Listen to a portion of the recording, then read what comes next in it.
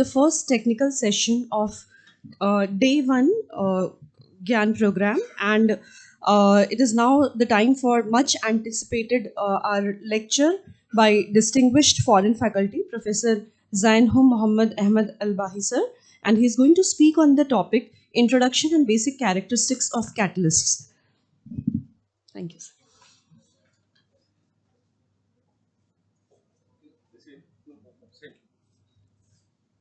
Assalamu alaikum.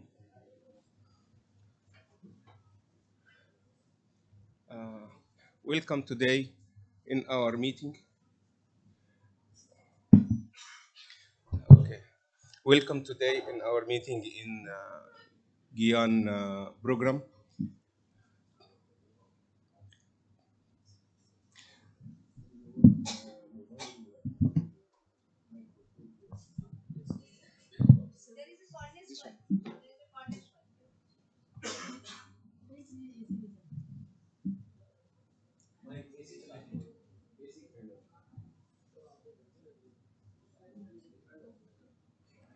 Assalamu alaikum. Today, inshallah, we will start our program, which is it's according to Gyan organization. It's a collaboration between Egypt and India, Al-Azhar University and Gamma Millia University. This is a collaboration between Professor Zain and Professor Rais Dean and Professor Saika. And the title of the proposal is In situ Design and Catalytic Dynamics of Nanomaterials for Water and Air Quality Monitoring and Mitigation.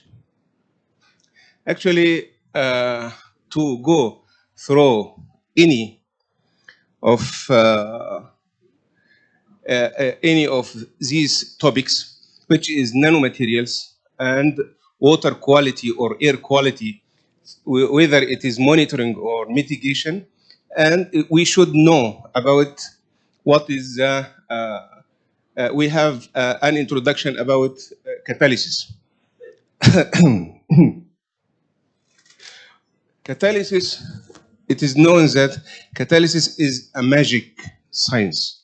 Why it is a magic science? Because it simply transfers some materials which are useless materials or chemicals to very important products. Let's have a look at this science. This is what is a chemical reaction? Chemical reaction transfers some chemicals to other chemicals.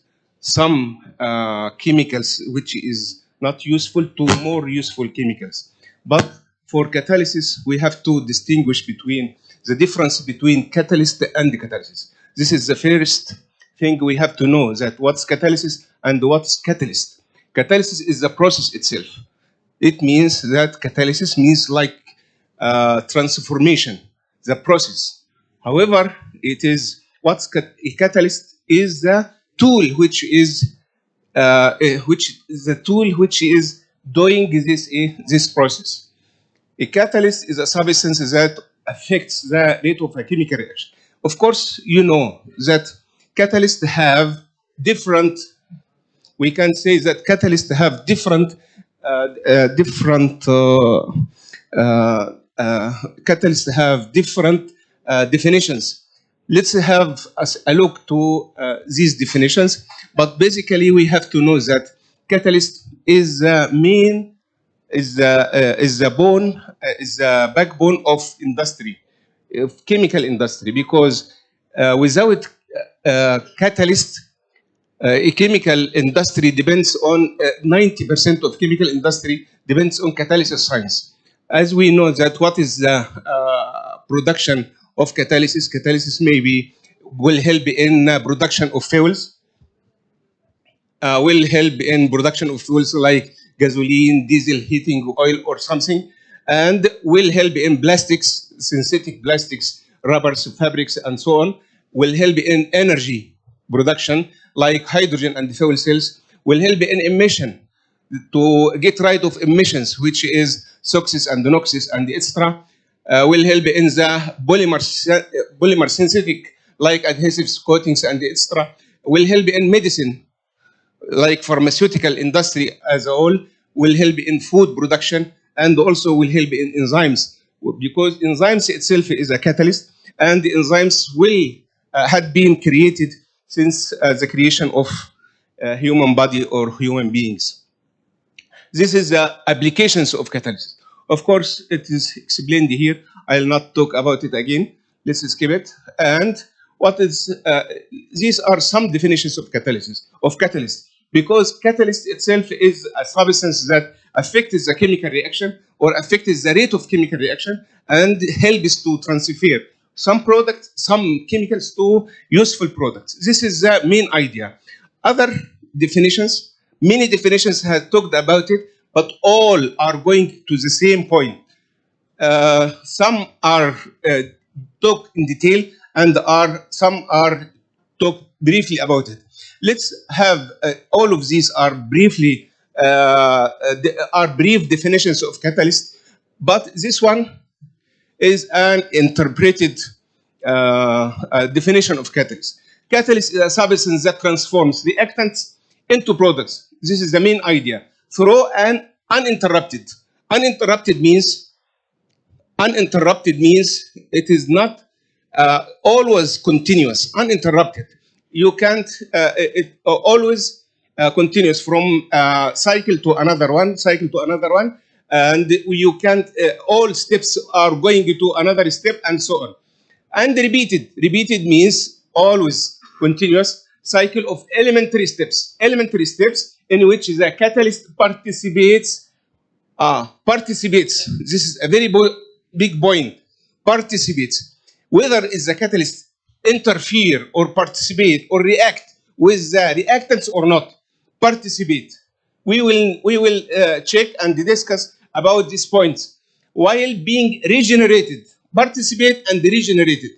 It should be in its original form, regenerated in its original form at the end of each cycle during the lifetime of a catalyst. This is a little bit explained definition, but it is, of course, it has some expressions which express what is catalyst is. In general, catalysis provides, this is the most important statement, catalysis provides sustainable and cost-effective methods. Why? To transform raw materials into valuable products.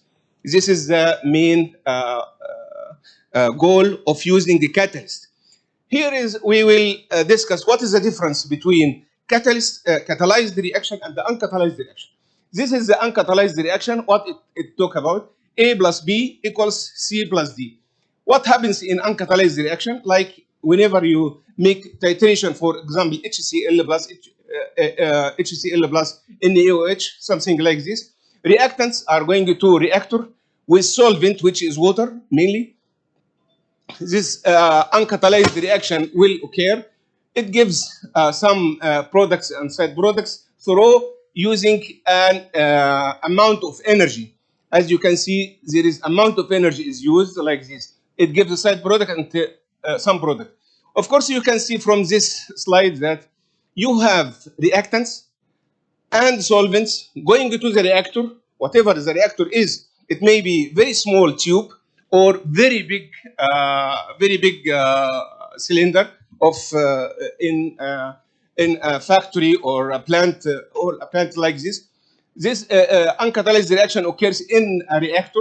Anything can be a reactor, whatever the reaction occurs. It gives side products and products. You can see here, side products are a little bit larger than products, and you can use energy. And let's see what is catalyzed reaction. In catalyzed reaction, the case is different. Why? We can reactants plus solvent and the catalyst. It goes to the reactor where catalyzed reaction occurs, and little amount of energy is used. Products and side products are coming out. You can see products and side products are coming out. Side products are, I think this is opposite. Side product should be on the top. Side products are smaller and the products are higher one. Catalyst also recycled, and the reaction will come again and will be done again. As we can see, as we just mentioned before, it is repeated and interrupted, always cycle. We will explain in upcoming slides, inshallah. There is a there is a comparison between catalyzed reaction and the uncatalyzed reaction. We can see here that it's like when you walk from one city to another. Of course, you can walk. Once there is a road, you can walk. If you want to go to from New Delhi to another city, for example, once the government makes a road there, you can walk. It's okay. The problem is how fast you will transfer from this city to the other city. This is the problem. If you will walk, just walking, this means you may take, if it is 100 kilometers, for example, you may take 1 day or 2 days to go there. But if you use a bicycle, you can take it in 2 hours or 3 hours. It's up to you. But if you use a car, you can take it definitely less than 1 hour. But what if you will use an aeroplane? This means you can take it in few minutes. This means that the car or the bicycle or the aeroplane is the catalyst which transforms what is allowed to be transformed. This means if there is a road, this means you can go. But whether you are going as walking, or you are going with a bicycle, or you are going with a car or whatever, once there is a road, please remember, once there is a road there, if there is not a road, if there is no road for between cities, so you can't go. I will just explain this in after a few minutes. Energy needed for energy needed for catalyzed reaction is low, but for energy needed for uncatalyzed reaction is high. Side products is low in catalytic reaction, and for side products is high in uncatalytic reaction. The products is high for catalytic reaction, and the products is low in non-catalytic reaction. This is a brief comparison between the catalytic and the uncatalytic reaction. I hope it's understood. Now we will go to what is the basic characteristics of catalysis. There are some fundamentals connect all the catalytic idea or catalysis in together. What are these connections or what are these characteristics? The first one is what I just explained right now, the road between two cities. If there is a road, you can go. What is the road here? The road here is thermodynamics, which allows you, if this reaction can occur spontaneously, this means there is a road between the two cities. This means it can be done thermodynamically. It should be thermodynamically favorable reaction. What is thermodynamically favorable reaction? Thermodynamically favorable reaction, which is spontaneous reaction. Again, same question. What is spontaneous reaction? Spontaneous reaction which has delta G equal negative value. So any reaction has delta G equal negative value, this means it is spontaneous. This means catalysis may have a role in this reaction. But if this reaction has delta G equal positive value, this means this reaction is not spontaneous, which means this reaction can't proceed even you add a catalyst for this reaction. Okay? And there is another problem. If sometimes you add, sometimes there is a non-spontaneous reaction, and you add a catalyst, and the catalyst is okay. It will work. At this time, if you remember, your teacher or your professor asked you to do something. Oh, just try to increase temperature little. It may work. Just of course he would ask you to increase temperature. This is the key. Where do you transfer, or where you can transfer the non-spontaneous to spontaneous to spontaneous to spontaneous reaction. I will explain now.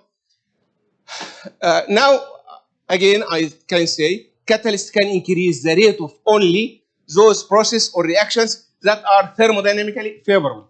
Again, it's here thermodynamically favorable, which has delta G equal negative value, whereas delta G, if possible, it is non-spontaneous and the reaction will not go even if you add a catalyst. Of course, we measure what delta G is negative or positive from this equation, which is Gibbs equation. So this is a question: how can you, or how can we change spontaneous to non-spontaneous reaction? Of course, I will explain it briefly. Delta G equals delta H minus T delta S. Delta S is the entropy change. Delta H is the enthalpy change. Of course, this term T delta S, if more negative, more positive, its value is more than delta H, this means this value will be negative or positive, will be negative value. If this term is more than delta H. So you can increase this term or decrease it by decreasing or increasing the temperature. Okay? Fine. I may recall the information that thermodynamics says nothing about the rate of reaction.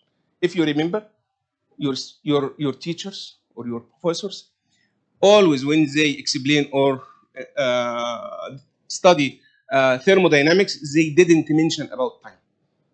Time has no presence in thermodynamics. So kinetics is different from thermodynamics. Yes, because kinetics may discuss about time. If you increase time, this means rate, this means kinetics. But thermodynamics doesn't have any information about time or the rate of transformation. Okay? So this thermodynamics says nothing about the rate of reaction. And please, what is the definition of catalyst? Again, definition of catalyst is it helps to increase the rate of chemical reaction to give products. This is the simplest definition of catalyst. Okay, so catalyst increase the rate. Catalyst change or changes the time. This means it has no relation with thermodynamics. Then catalyst or catalysis science has no relations with thermodynamic functions. However, catalysis affects time, means affects what? Kinetics. Okay?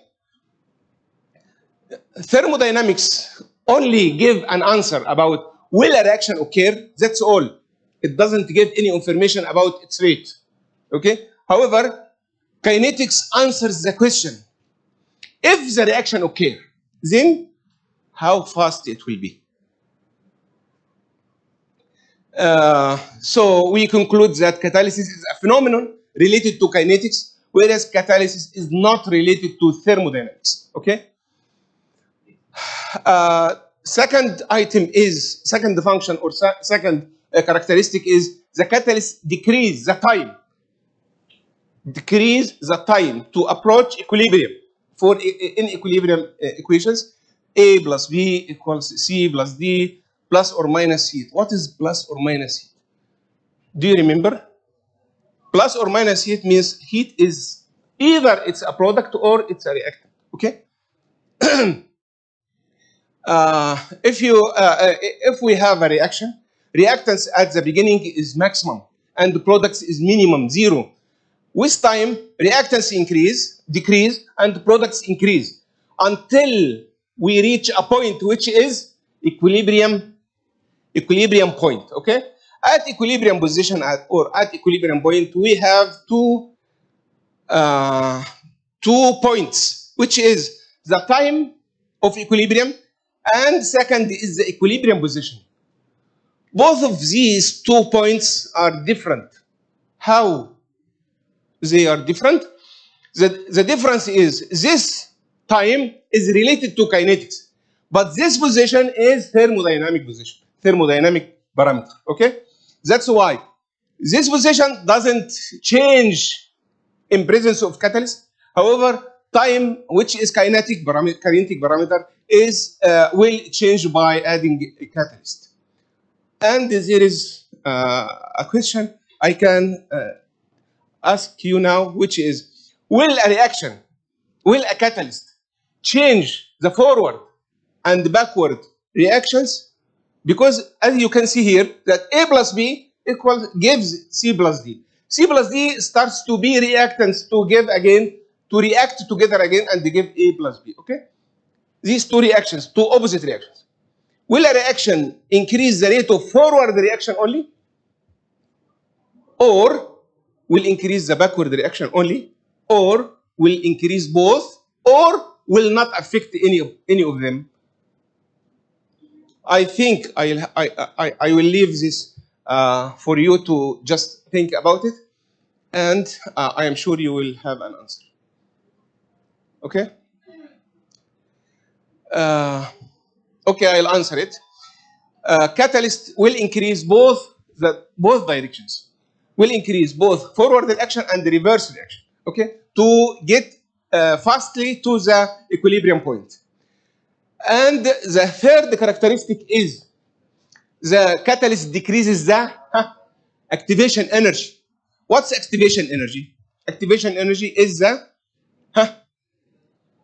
energy required, or the energy barrier required, energy barrier that should the reactants overcome to go to products. Okay, and the reaction always the catalyst always decrease the activation energy. Activation energy is kinetic parameter which is affected by the presence of a catalyst. Okay, activation energy is its symbol.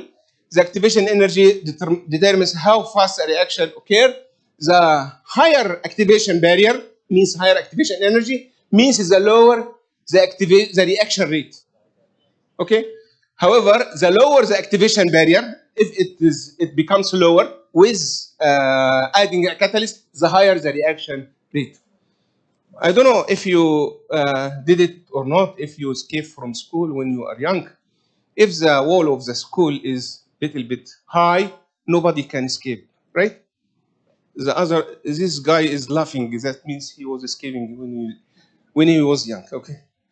And if this wall, which is the energy barrier, becomes lower, more people may go outside, okay? If it vanishes at all, everybody will go outside.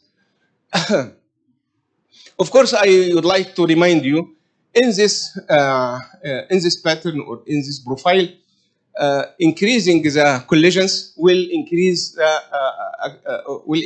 increasing temperature will increase collisions, which will have successful collisions, and more reactant will react. So briefly, I'll give you an idea about the collisions. There are the collisions.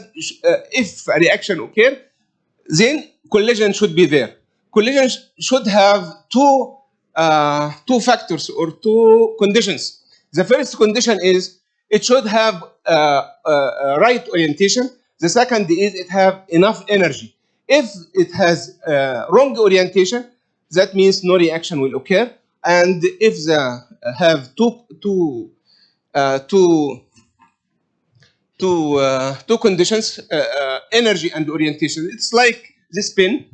If you have this pin, okay, if I just click like this for tomorrow, will this piece will go to inside this piece or not? This is wrong orientation, okay? But also, it should have right orientation. But also, it should have enough energy. This means if I add it like this only, it's very easy to go outside like this. But if I add it with enough energy, this means it will not go out. Okay, this means this is the two conditions of collisions. to be successful. The other is we go to catalyst activation energy, catalyst decrease activation energy. Of course, if we have a reaction like A plus B equals C plus D like this is a reaction profile. This is the time or reaction progress. It goes like this: collisions starts and more collisions, and here we can have transition state.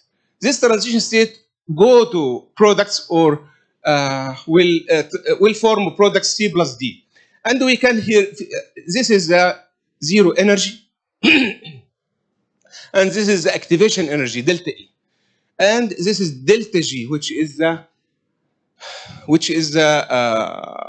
thermodynamic function. This is uncatalyzed reaction. But what will happen if we use a catalyst? This is the case if we use the catalyst. Activation energy decreased. But what can you see in this figure? We can see that first of all, activation energy decreased. Second, delta G, which is thermodynamic function, did it change or not? It didn't change. Thermodynamic function didn't change, delta G. However, delta E, which is a kinetic function, it changed already. And there is a third characteristic of this figure I can see, which is both profiles are the same pattern. Always, this means they went to the same mechanism, okay? And here we have another question, which is, can or should the catalyst change the mechanism of the reaction? Or can the catalyst change the mechanism of the reaction? Or shouldn't or can't? Which is which? Or which is right and which is wrong? The catalyst can it change the you can see this is the same pathway, okay? And the catalyst can, this is different pathway, okay? This means different mechanism. This means the catalyst can, not should. The catalyst can change the mechanism of the reaction. If I ask you, should the catalyst change the mechanism of the reaction? What is the answer? Yes or no? No. Can the catalyst change the mechanism of the reaction? Yes or no? Yes. Okay? This means that it can change the mechanism of the reaction. And still, even if the mechanism changes, delta G is still the same. So we have to conclude that what we can see from this figure is delta E of catalytic reaction is much less than the uncatalyzed reaction. And delta G is the same, and the catalyst may, not should, may offer an alternative path or different mechanism for this reaction. Of course, in all cases, it is energetically less for using a catalyst. Energetically, or delta E should be less than the uncatalyzed reaction. The fourth one is, of course, I'd like to remind you about Arrhenius equation. If you remember, I'm sure you already studied Arrhenius equation, which is this form, and it can be transformed to this logarithmic form. And in this logarithmic form, of course, if you remember, you were plotting delta ln k with 1 over t. Of course, I'd like to give you an example about it. This is t values and the k values, which is corresponding to these t values. Of course, I'll not read this example because it doesn't have much information about only t and k. This is how can we solve this problem? This is solution ln k equals ln a minus e over r by 1 over t. We should calculate how 1 over t. Of course, t should be in Kelvin in this equation. Ln k, we calculate ln k and plot ln k against 1 over t. It will give a straight line. Slope of the straight line will equal activation energy over r minus. And this we can calculate activation energy from this from this data. Somebody may have a problem in experiment. How can he solve this problem if he could only catch only 2 points, two t values with 2 k values? Of course, there is a solution because you can't plot a straight line with 2 values. There is a solution which is Clausius equilibrium equation, if you remember. And this is Arrhenius equation, and this Arrhenius equation adds the second k value and t values. Of course, we subtract both values, we get Clausius equilibrium equation, and we calculate, and we get the same value of activation energy. That if we have 2 values of t and k. The fourth item in the characteristics of the catalyst is catalytic cycle. What's catalytic cycle? It means what we mentioned in the beginning of this lecture. We mentioned what? We mentioned that the catalyst has a cycle, life cycle, okay? It goes once, twice, 3 times, 4 times, 10 times, 100 times, 1,000 times, million times. It may go millions of times. What does it mean? It means it may go millions of times. May go, not should go. It means that the catalyst, at the beginning, it is clean catalyst or clean surface, clean sites. After that, there is absorption of the reactants combine or bond and react with the catalyst surface like this. After that, this is absorption, this is bonding, and then after that, there is a reaction. After the reaction, of course, product will be formed, which desorbed and leaves the reaction. It's a cycle. Cycle means it is complete cycle, steps, elementary steps, complete cycle, and repeated cycle. Again, these clean sites will have A and B, and again, and again, and again. Okay. This is a cycle repeated uninterrupted.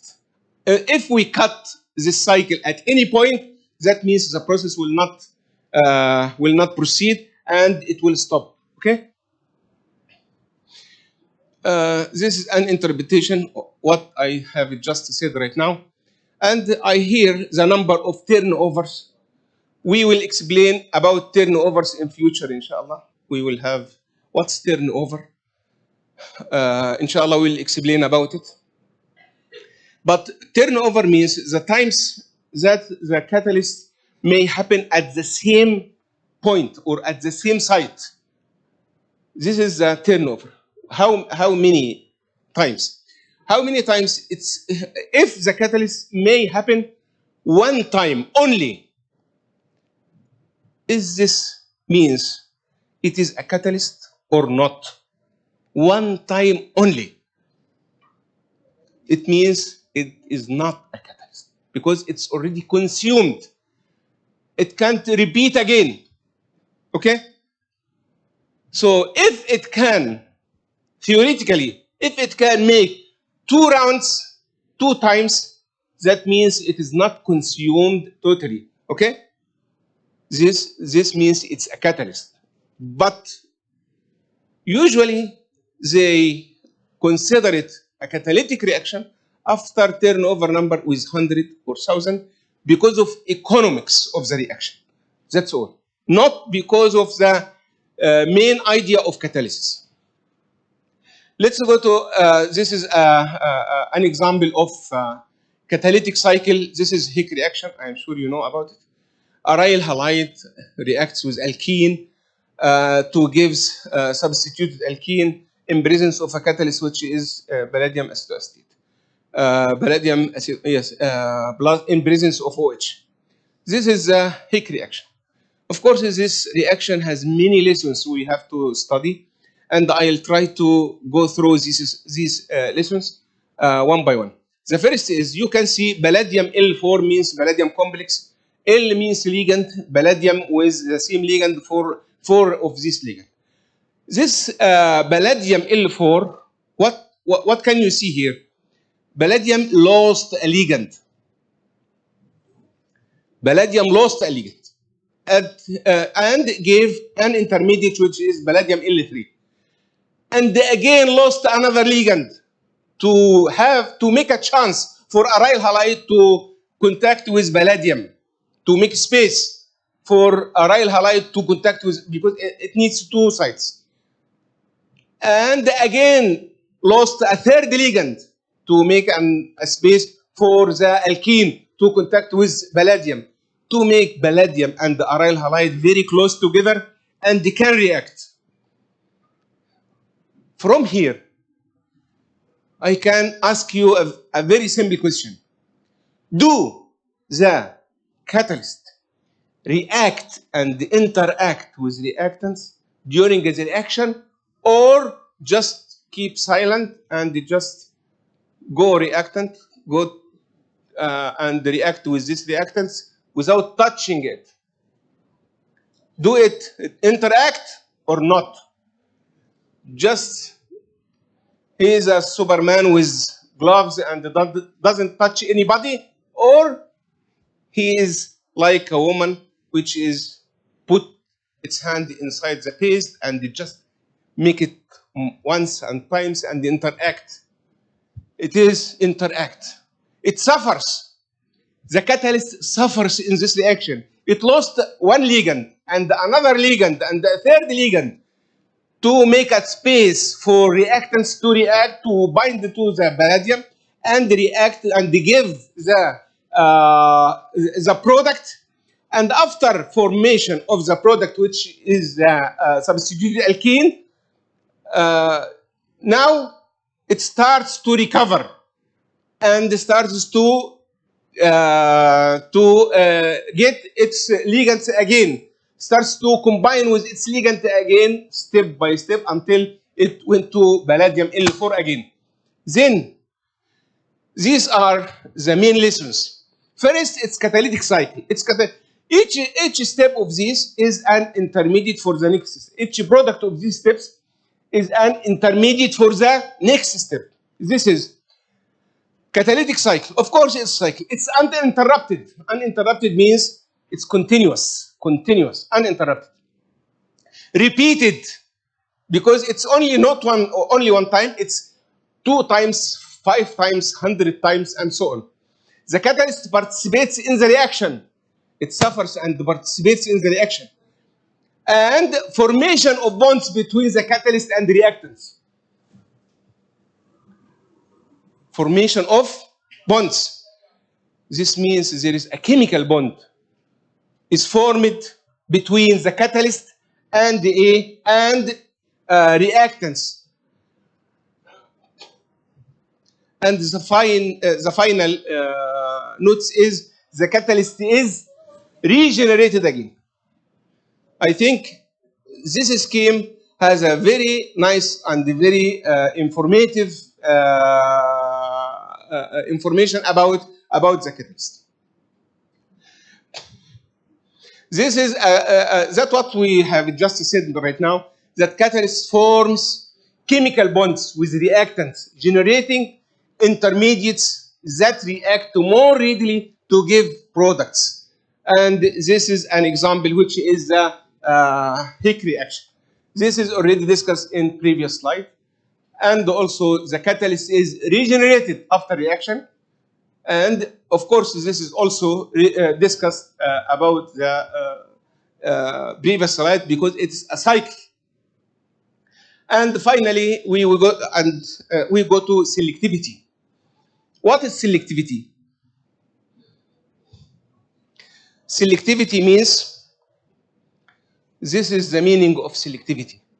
Selectivity, it is, of course, it is the main advantage in catalysis, but it means that it's the fraction of the starting material that's converted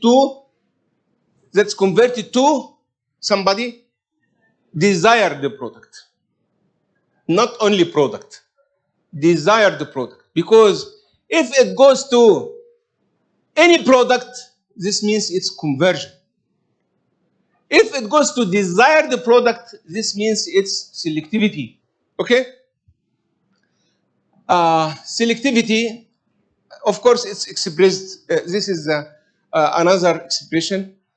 it is selectivity is the number of moles of product over the difference of number of moles of reactant, for example, A, which at 0 point initial concentration and the final concentration multiplied by 100, it's a percentage of selectivity. Of course, there is a very big dependency or selectivity may characterize which catalyst is better than the other one. Because if you know, if you can see that just reaction is not the goal. The problem is how to get the desired product. If you have a reaction that gives you several products in the same time, what will you do? You have to try to separate these products. It's costly to separate these products. And you will not be able to separate it completely. Of course, this is some things about selectivity. Selectivity in catalysis is one of the most important. And we can change selectivity by changing some items like structure of the catalyst, chemical, the chemistry of the catalyst, electronic structure, and the composition of the catalyst, and the kinetic and the energy. All of these items can change the selectivity. Also, we can change selectivity by the changing preparation method.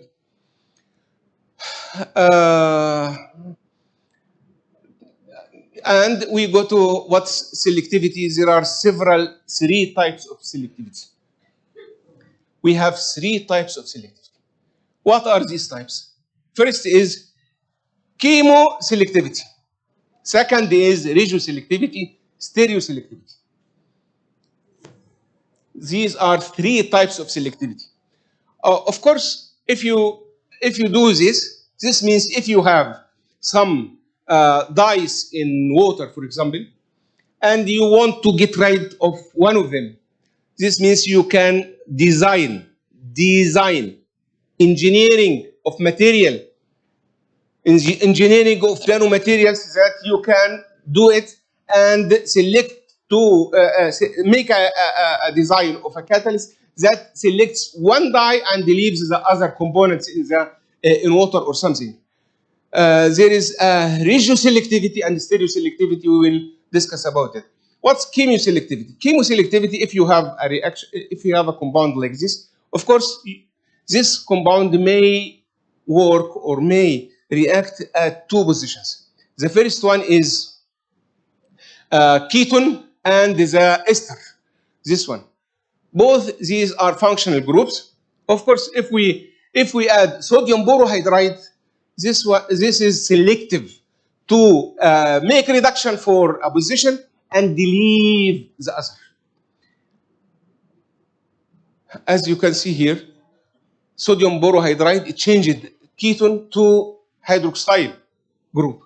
While if you use another reductant, which is lithium aluminum hydride, it goes to both of them. This means you can change the reactant position by changing the reductant you add. If you have, if you want to reduce both of these sites, you can add lithium aluminum hydride. If you want to reduce only ketone, this means you add sodium borohydride to give you hydroxide.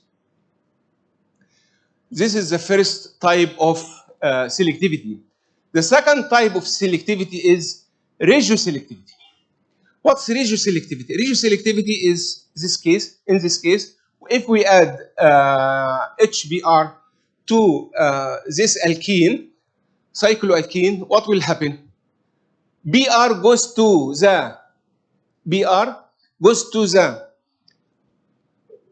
tertiary carbon atom and leaves mostly, not 100%.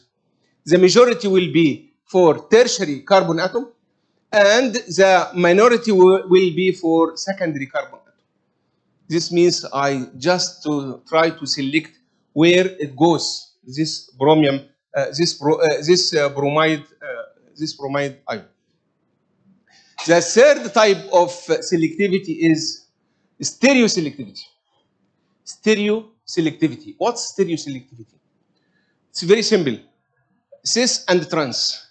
You choose, or the reactant choose to go in for cyclohexene, for example. Bromine, when it reacts with bromine, it gives trans product, trans 1,2-dibromo cyclohexane. While in the case of cis, it is non-forming. It is not forming. The addition of molecular bromine to cyclohexene is stereoselective because only the trans bromide is the dibromide is produced. This is selectivity, and here we have the activity. The catalyst should have catalytic activity, and this activity depends on different factors, like concentration of reactants, like pressure of the gases. It is the same like concentration in solution, like the temperature, and so on. However, in case of temperature, it is very special. If you add more of reactants, that means it goes to the maximum level and then it will not have an effect afterwards. Okay? If you add more pressure, it will do the same. It will have maximum effect and then it will be in parabola steady state and it will not have any effect afterwards. But in case of temperature, it is different. Why it is different? It's different because temperature, of course, we know that increasing temperature 10 degrees, it changed the rate of reaction double each 10 degrees, but not all the time. How? Simply, if you working in the range, for example, 100 degrees C, it has a range for this reaction. The increasing temperature will lead to increasing the rate of reaction for double, as we just mentioned. But if we go to 200 degrees for this reaction, will the behavior be the same or not? This is a big question. Because in a range of temperature, this behavior is there. If we change the range of the studied temperature, the behavior will not be there. Okay? Because increasing temperature will affect the catalyst you are using, will affect the reactants, will affect the different diffusional and properties of the thermodynamic properties of the reaction. Also, if we are using biological catalysis like enzymes or so, it will be affected by the temperature. It will, if we increase temperature, it will be deformed.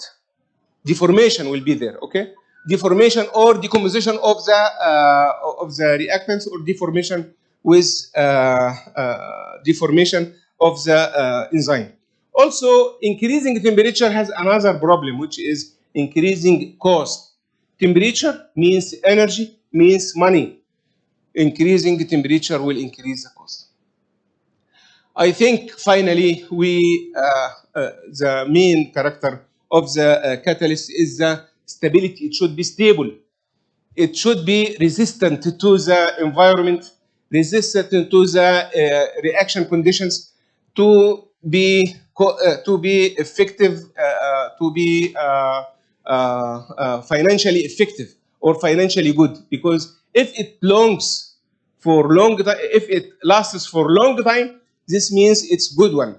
But if it just vanish after short time, this means it is not good with in the cost point of view, in the money, financial. There is another thing is regenerability. It should be regenerable. This means it is after, if it, there is something I want to tell you, that the catalyst is like the human being. It may be sick sometime. It may die one day. It may be sick sometime. This means that it is inhibited. This is, we call it as inhibition. It is inhibited, means its activity became lower than usual. Why? It has several reasons. Like if you make a reaction of hydrocarbons, for example, and these hydrocarbons produce carbon. This carbon is like a slang, which is deposited over the active sites, which make it as capping. Make capping. It just block these active sites. This means it will not work. Decreasing this active site will not work. Decreasing the number of active sites means decreasing the rate of reaction. This is sick or poisoned catalyst. Sick or poisoned, or sick or died catalyst. This is sick catalyst. I mean, it's inhibited. We can make regeneration of this catalyst again just by heating the catalyst with some air, and this air has an oxygen. This oxygen will, with heat, will react with carbon. It will form CO2 and just will leave the surface of the catalyst. Okay? You don't understand. Okay, if you have carbon, this carbon is deposited from the reaction on the active site. This means this carbon may react with oxygen to form CO or CO2, according to the ratio of oxygen present, right? If we heat the catalyst in presence of air, in presence of oxygen, this means carbon deposited on the active site will react with oxygen to form oxygen, CO2 and or CO, which are gases. Just evacuate, it will go. And the active site will remain clean. I think it's understood. This is regenerability. And another thing is for the stability and the regenerability. And if it is poisoned, poisoned means damaged. This means it's like sick man or dead man. Sick man, you can recover and just take him to the hospital. It will be okay. But dead man, you should take to the grave. That's it. Okay? Poisoned catalyst is damaged. And there are some differences between inhibited catalyst and poisoned catalyst. Poisoned catalyst means it is died. It is non-specific. But for inhibited catalyst, it is still sick. You can recover. And specific means something is wrong with it. You can treat it. It's like sick man. His head is not okay. His arm is not okay. His leg is not okay. You can just fix it. Okay. There is another idea I want to tell you about stability, which is there is a big difference between if you want to prepare ideal catalyst or you want to prepare real catalyst. Can you prepare ideal catalyst or not? You can ask yourself. I am sure for myself, I can't prepare ideal catalyst because nothing ideal in this world, okay? Nothing ideal in this life. So you can't prepare ideal catalyst. Ideal catalyst means it will work in all reactions. It will give you the optimum or the desired product. It will last forever. This means nobody will have a job from the catalyst. You know, sometimes the companies make some points of the products weak just to break, and you go and buy again and buy again and buy again.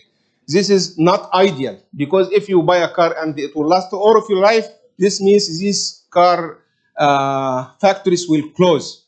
This is the same idea. Ideal catalyst is not there. So you can prepare real catalyst, which becomes sick and will die someday, and is not going to work in all reactions, and is not going to work in all conditions.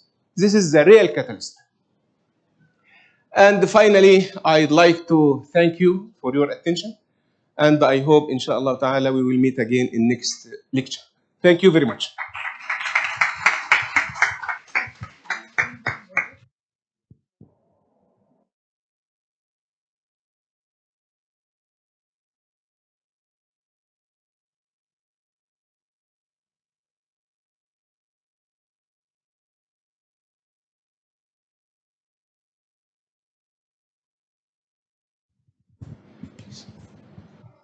Thank you, Professor Zain, for this wonderful lecture.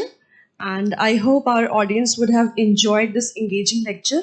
And you are please welcome for any question or answer. Anyone, please? I think we can continue with question and answer session at lunch if there are no questions. And Professor Zain, moreover, he's here for 5 more days with us. So you'll have many more opportunities to interact with him. So thank you, Professor Zain, for this wonderful lecture, day one, first technical session. Thank you.